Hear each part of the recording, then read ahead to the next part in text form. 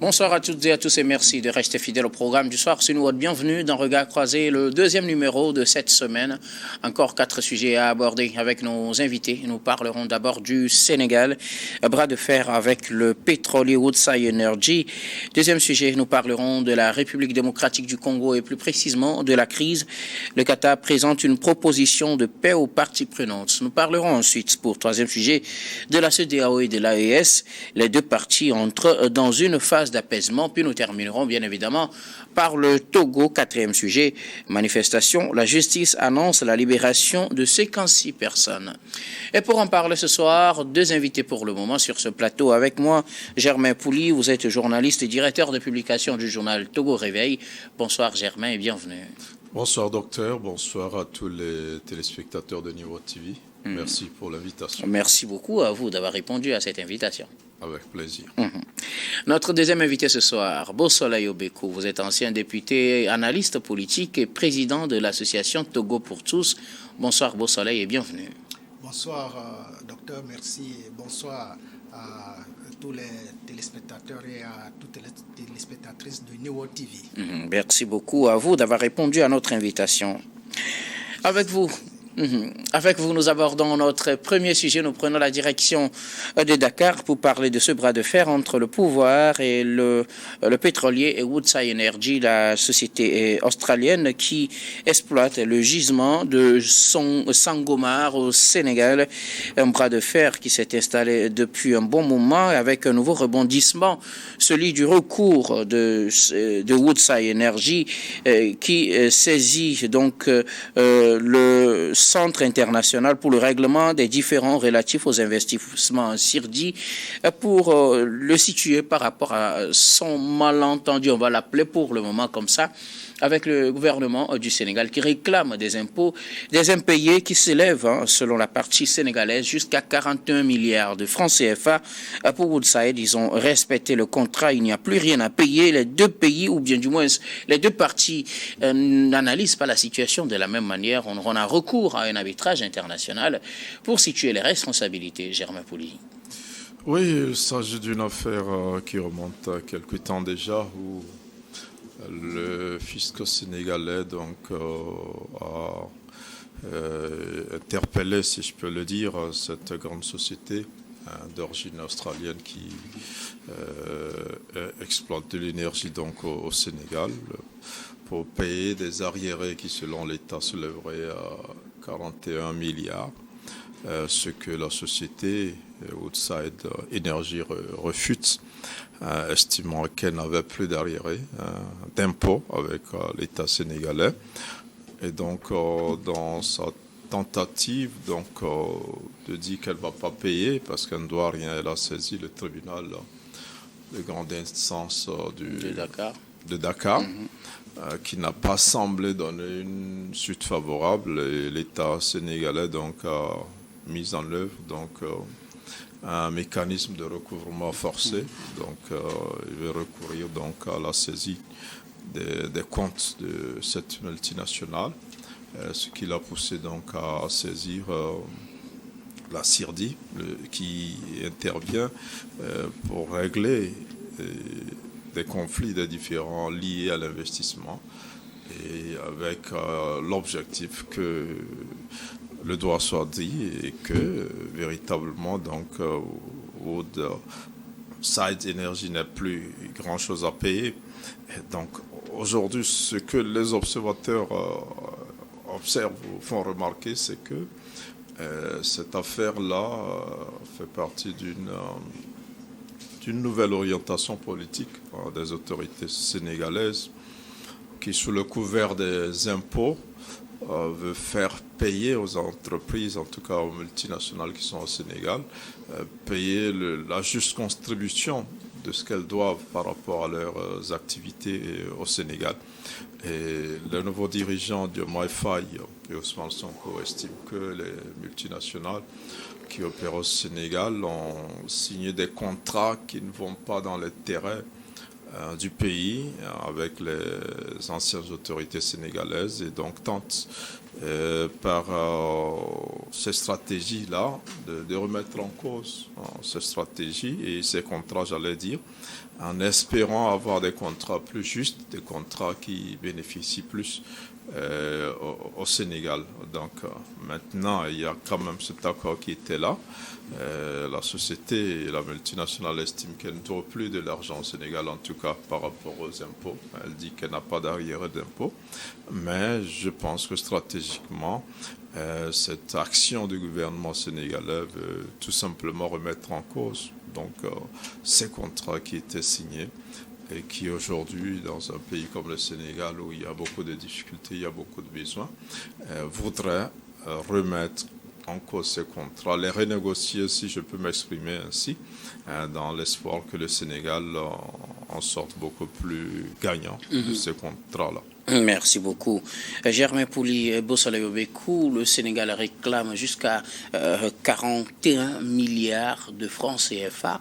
C'est pas en tout cas peu, parce que Woodside estime avoir rempli sa part du contrat, il n'y a plus rien à payer. Mais si on réclame jusqu'à 41 milliards de francs CFA, c'est normal qu'on demande un arbitrage international.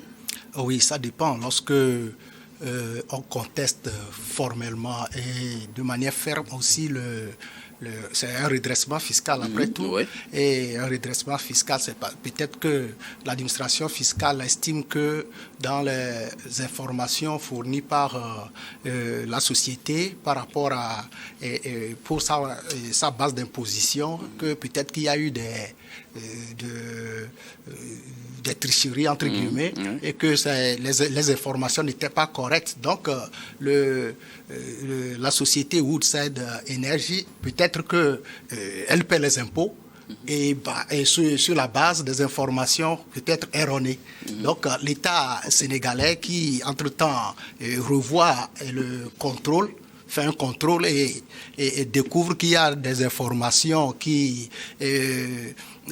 ont permis à ce que la base d'imposition soit défavorable à l'État sénégalais, peut demander un redressement fiscal et je crois que c'est ce qui s'est passé. Donc actuellement,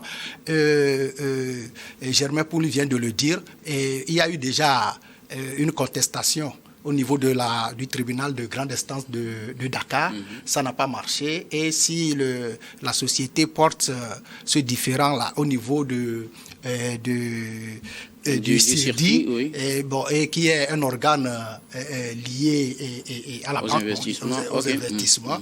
Donc il faut savoir qu'elle conteste formellement, elle estime qu'elle a raison.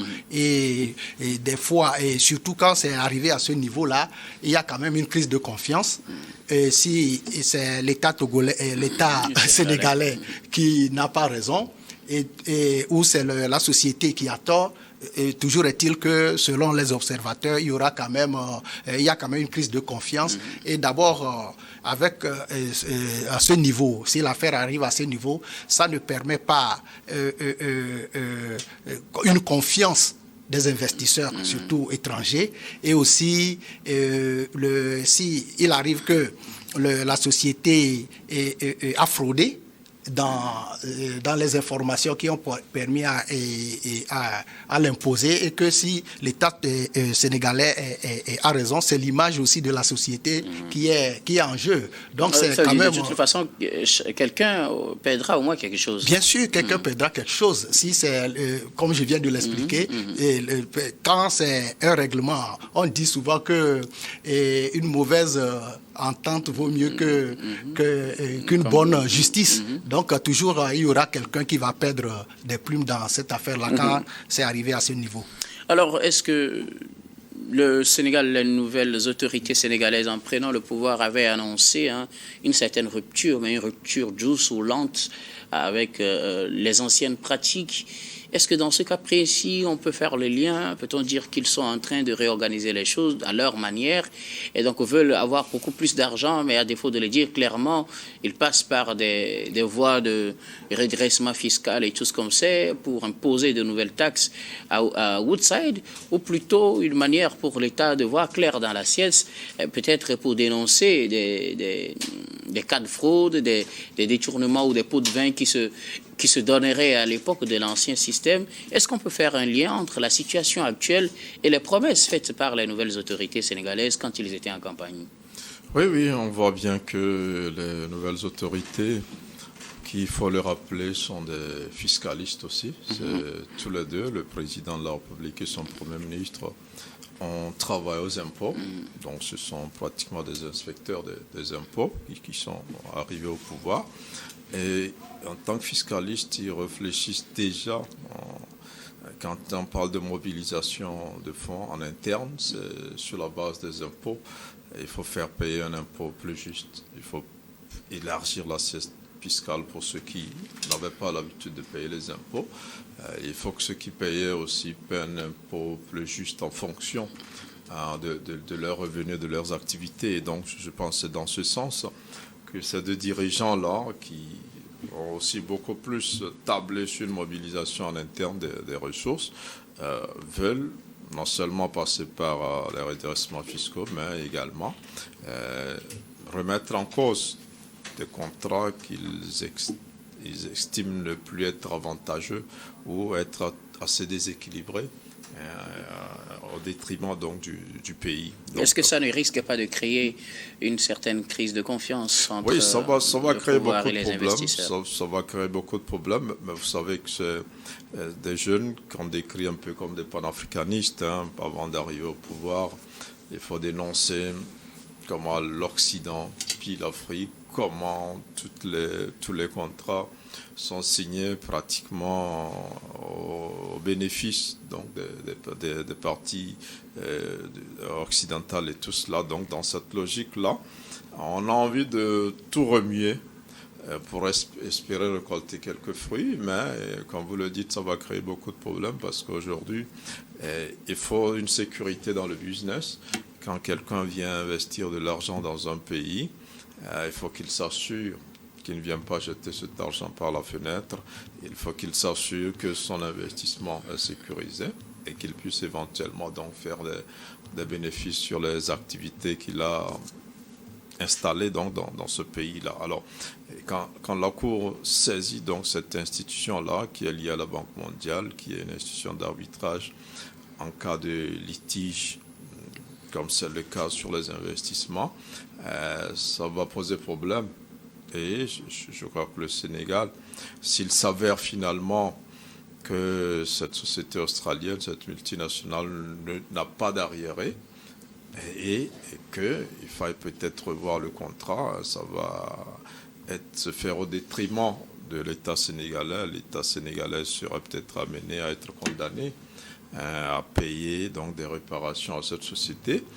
Mais si la souveraineté économique du Sénégal passe par là, je pense que les autorités vont foncer dans ce sens pour se dire il faut libérer le pays, il faut enlever tout ce qui nous empêche de faire beaucoup d'argent chez nous et de pouvoir nous développer.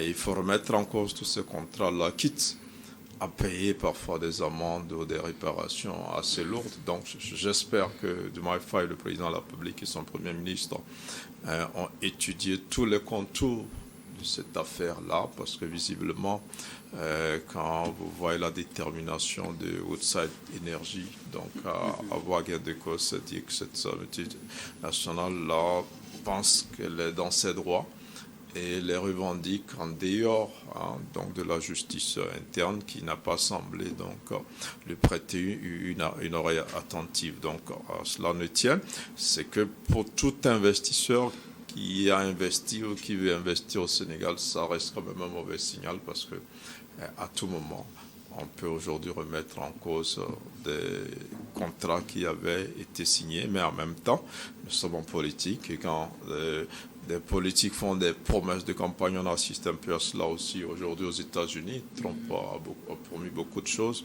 et il est obligé de casser des œufs pour faire des omelettes. Peut-être que les autorités sénégalaises sont dans cette situation. Espérons qu'ils aient pris toutes les précautions pour que le Sénégal ne paie pas un lourd tribut par rapport à la mise en cause donc, de tous ces contrats-là qui ont été signés par les anciennes autorités sénégalaises. Merci beaucoup, Germain Pouli. Alors, Bossale Yobekou, une telle situation n'aura-t-elle pas des répercussions, vous le disiez tout à l'heure, sur autant l'image de la société que sur le Sénégal? Bon, ça dépendra finalement de la décision du CIRDI, mais est-ce qu'on peut déjà imaginer que ce soit la mise en application des promesses faites par les nouvelles autorités ivoiriennes et sénégalaises quand elles étaient en campagne, parce qu'elles avaient annoncé une certaine rupture avec les anciennes pratiques? Est-ce la rupture ou plutôt l'ordre normal des choses qu'on vérifie et qu'on se rende compte, et quand on se rend compte qu'il y a des problèmes, qu'on cherche à les régler? Oui, effectivement. Bon, avant d'arriver au pouvoir, le programme du président Diomaye Faye, de son premier ministre Sonko, c'est un programme ambitieux. Et qui dit programme ambitieux dit aussi des ressources adaptées à ce programme-là. Donc, un programme vraiment ambitieux qui a permis à ce que, qui a permis une adhésion de la population, surtout la jeunesse, parce que on a promis la création d'emplois, la lutte contre le chômage, la lutte contre la pauvreté, et pour lutter contre la pauvreté, créer des emplois, il faut des ressources. Donc, et les ressources, on le dit toujours en économie, les ressources sont toujours rares, les ressources d'un pays sont toujours insuffisantes par rapport aux besoins.